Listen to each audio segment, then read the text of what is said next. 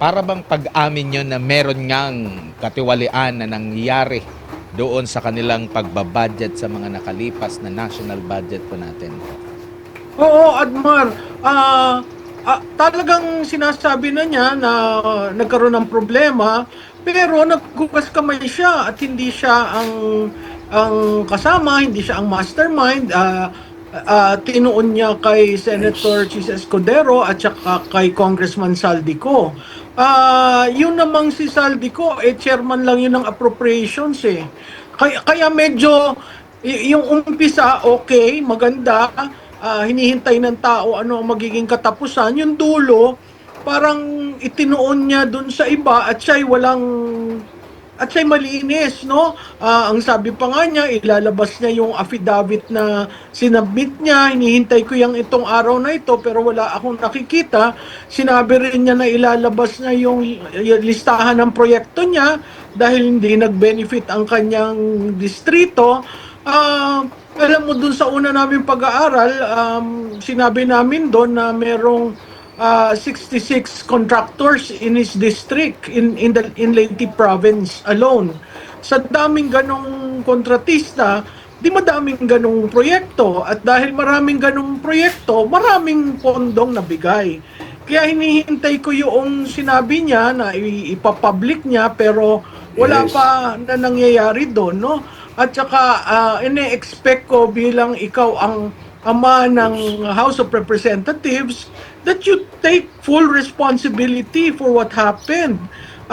Dinistinguish niya kasi ang implementation, ang command responsibility as being executive. Mali doon. Kasi meron ring command responsibility ang pinuno ng legislatura. Both ang Speaker at ang Senate President. Opo. So, kayo po ay hindi naniniwala dito sa kanyang sinabi rito. I-quote ko lang siya ha. Sabi niya, no speaker can personally control every committee, much less direct the actions of other branches and government agencies. Sabi pa kasi niya sa una pang mga pahayag, But the House is not one person. It is certainly not the Speaker alone. It is a collegial body made up of hundreds of members, multiple committees, vice chairs, institutional process. In fact, there are around 85 committees, each with its own jurisdiction, leadership, and members. Yun nga, no Speaker can personally control every committee, much less direct the actions of other branches or government agencies. Alam mo, Admar, yung sinabi niya na no one person can control, tama naman siguro yon kasi ang legislative body is collegial. The decisions will have to be made in plenary. Pero yung sinabi niyang wala siyang control Ayos. sa 85 standing committees, sa chairperson, sa madidiscuss sa plenary, sa anong uunang papasok dyan sa rules, yan ay call ng speaker. Kung meron siyang gustong diinan, kung meron siyang gustong committee na mag-take responsibility on a given issue, o kung may gusto siyang committee na, o gusto ko ito, ilabas nyo kaagad ha, na ganito ang linyahan. Yan ay sa ika-20th Congress na tayo, since 1987, napakalaki ng role ng speaker. In fact, kung maliit ang role ng speaker, dapat wala siya sa line of succession. Pero nasa succession siya. And it tells to everyone how important the role is. He might just be fourth in the line of succession, but truth and in fact, ang speaker, lalo na sa deliberative democracy, ay ninumbrahan niya ng Pangulo. Nakita naman natin nung pagkatapos ng eleksyon, ang dapat naging speaker ay si kinatawan Gloria Macapagal Arroyo, pero dahil nag-express itong si Speaker Martin Romualdez ng interes at dahil magpinsan nga, nag-give way si former Speaker Gloria Macapagal Arroyo. Anong ginawa niya? Just to show how powerful he is.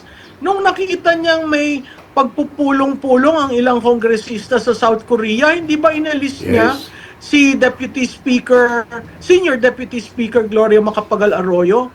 Hindi ba siya ang may pagpili ng kung sino magiging chairman ng appropriation, chairman ng accounts, yun ay very important committees.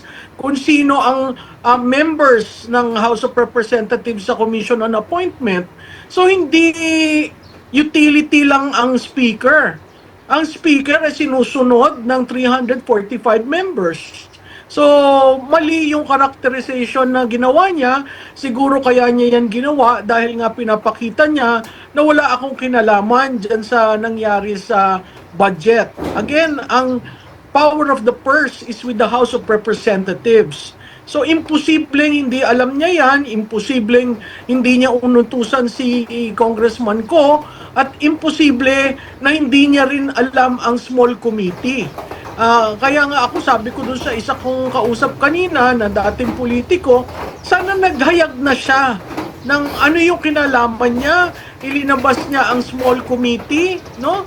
At sinabi niya, oo, nagkamali kami dun sa paglalagay, at least yung realignment ng foreign assisted projects into unprogrammed appropriations, o yung paggalaw sa budget ng PhilHealth, hindi lang naman isang beses eh. Nandyan ang Maharlika Fund, nandyan ang PhilHealth, nandyan ang PDIC, maraming instances at lahat yan lumalabas at nasasabing tama ang taong bayan dito sa ginagawang oral argument sa Supreme Court. Opo, at doon din sa kanyang pahayag, itinuro din niya itong sa executive. Kasi sabi pa nga niya dito, that is why command responsibility is far more logically relevant in the executive branch. Sabi pa niya dito, so if the allegation that there was systematic corruption in flood control implementation, then the public should ask the obvious question, where does implementation actually happen? Pero kung iko-connecta natin doon sa sa mga sa oral arguments sa Supreme Court kahapon, yung mga main project na inilipat doon sa yung mga unprogram na mga project nilipat sa program, yung mga nasa program nilipat doon sa di ba nasa Congress yung kapangyarihan na noon. Bakit ganun ang nangyari? Oo, tama ka doon. Kasi ang Kongreso, ang power of the purse, ang pwede nilang, hindi nila pwedeng taasan ang sinasubmit sa National Expenditure Program. Yun yung budget ng presidente. Ang pwede nilang gawin is to realign. Wala namang batas na nagsasabi, bawal mong galawin ang foreign assisted projects patungo sa program. Wala nagsasabing ganon. By tradition, sinasabi nila, yan standby lang. Pero magugulat ka, yung standby based on revenue collection ng bansa, doon lang mapopondohan ang program. Ang katakataka, bakit napondohan, di ba? Kahit nga yung for later release, wala namang policy dyan eh. Ginawa lamang yan nung huling administrasyon, kung natatandaan nyo, nagkaroon ng impasse sa budget, I think that was 2019. So nagkaroon ng for later release. Yun yung impoundment ng budget. Medyo technical. Pero ang kasagutan dun sa iyong tanong, hindi mo mahuhugas kamay na hindi mo alam ang nangyari sa budget. Kasi every step of the way, naandyan ka. In fact, kung titingnan mo yung valedictory niya at the end of every session, parating niyang ina-upload ang members ng House na nagawa nila ito, na isa tuparan nila ito. So it is not as if he does not know. Kaya ngayon yung problema ko dun sa kanyang statement kagabi, how I wish na pinatutuhanan na niya at sinabi niya talaga anong nangyari kaysa nag-threaten. Kasi ang tao tuloy nagdududa, ano ba ito, diversionary o totoo? No? Bakit ko nasabing diversionary?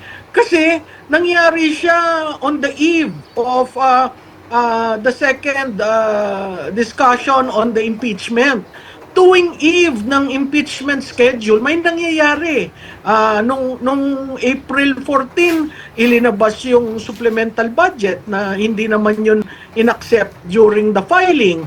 Ngayon naman itong kay Speaker Romualdez, hindi ko alam kung yan konektado rin sa impeachment na nagsisignal siya sa mga colleagues niya, yung mga kasama niya na dito na tayo. Kaya yung pagkasalita niya kagabi, maraming implications yon at certainly may impact rin yun sa impeachment.